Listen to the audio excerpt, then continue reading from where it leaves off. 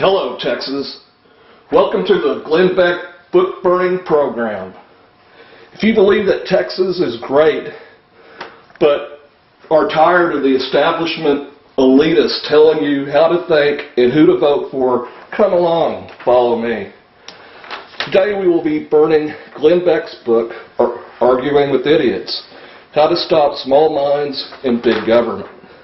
I think what you'll find today is that Glenn Beck has a small mind and he supports big government. The reason I'm burning this book today is because of a coordinated attack campaign by Glenn Beck on Deborah Medina. You may have seen this picture last week on Glenn's program.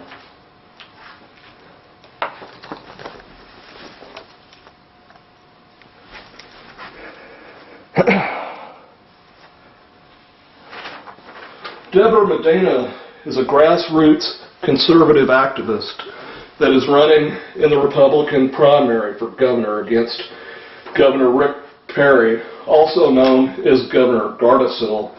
For the rest of the program, I will be referring to Rick Perry as Governor Gardasil. And Senator Kay Bailey Hutchison, also known as Kay Bailout Hutchison.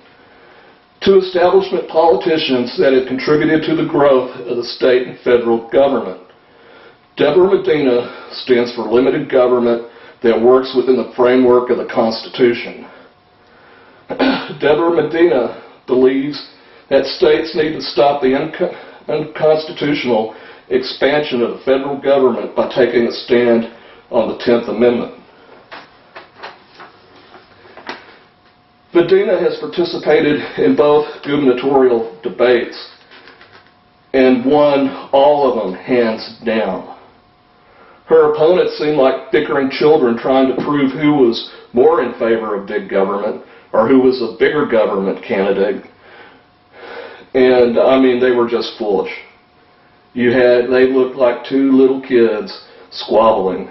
And then you had somebody that was talking about relevant facts and what Texas needs to do to go forward in the future and to reduce the burden of government in our lives. However, apparently power elite really don't like her much because she is for smaller government. You see, the power elite, in one way or another, are making money off the government. At the state level, at the federal level, at the local level. You've got a class of people that essentially are living off the backs of people that work and pay taxes. We need to get back to what the Constitution says. Limited government. All of these are things you've probably heard Glenn Beck say on his program. You know, federal government's out of control, it's taking us straight to hell.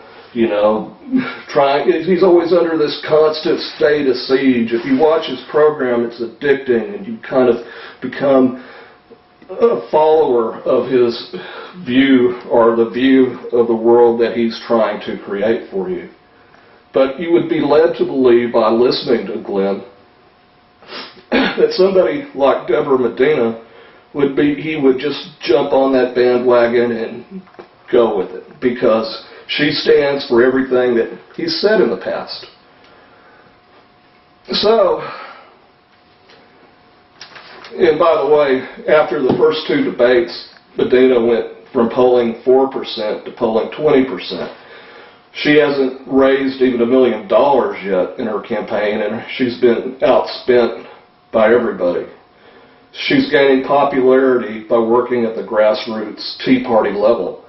Yeah, I think Tea Parties are in, and I think she's a 9/12 member as well. You know, all those are things that Glenn Beck says he supports.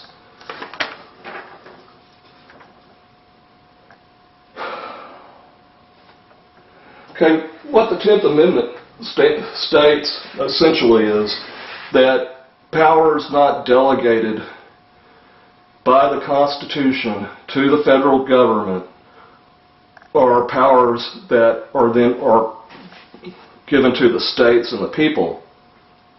What that means is if there's something, the federal government does something that's not specifically spelled out in the Constitution, then essentially that law is unconstitutional. And the states have the right to say, that law is unconstitutional, we're not going to enforce it. If you look at what the federal government has been doing for the last 150 years, you look at what they actually do, and if you try to find something that is actually within the framework of the Constitution, it's very difficult. And all the issues today, from cap and trade, health care, even other programs like Social Security, all that, if you read the Constitution, you can't find that anywhere. That's something that the federal government said, yeah, we're going to do this, everybody's going to do that, and shut up. Constitution is something that is used for toilet paper in Washington today. Some conservatives, such as we have discovered this week, people like Glenn Becks, Richard Nixon, even George W. Bush, or actually both the Bushes, weren't small government people. They weren't constitutional conservatives. They are in many ways similar to the Democrats in who they say they're against, but actually it's like they're just another flavor of Democrat liberal. They just favor other elitist groups that give them money and that they support. So it comes down to who's pulling the strings of who in this country. Right, this controversy that we'll be talking about today started back on February 11th when Deborah Medina was invited on the Glenn Beck radio show.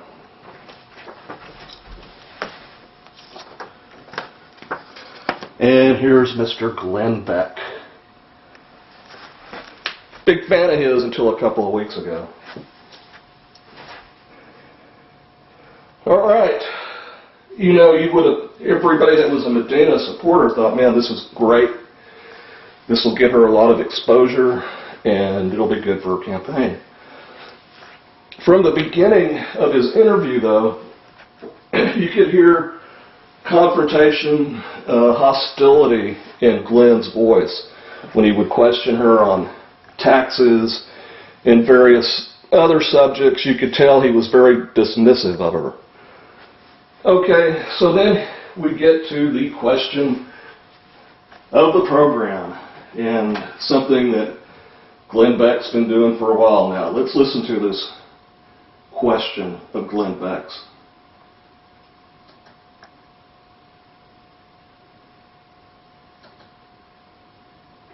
When I said that I was going to have you on, you can't imagine the mail, pro and con, that I received. There was a theme that ran against you, and that is, you're a 9/11 truther.